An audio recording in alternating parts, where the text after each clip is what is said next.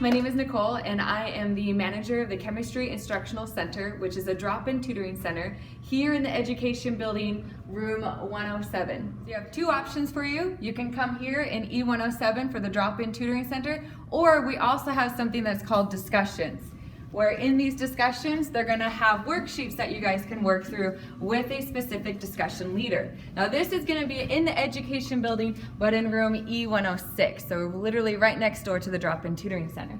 So when you come in, I would like it if you can sign in. This is how I can track your attendance. And you can do this by either swiping your student ID,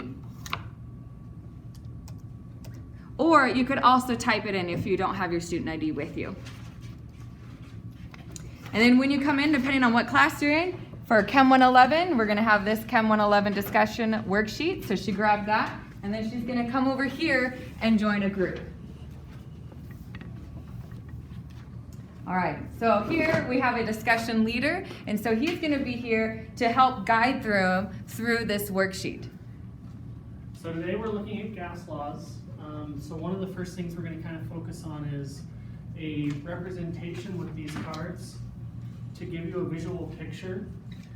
So that kind of gives you an idea what the discussions are all about. So here, it's very specific. You're going to have a worksheet. We're going to work through specific problems together.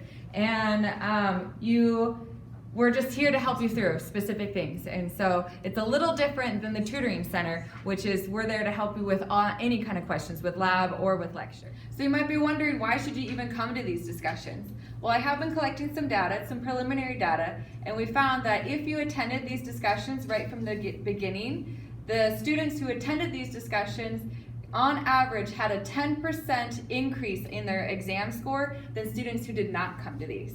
So it shows that these can be effective for you, and this might be a resource that you guys would want to use.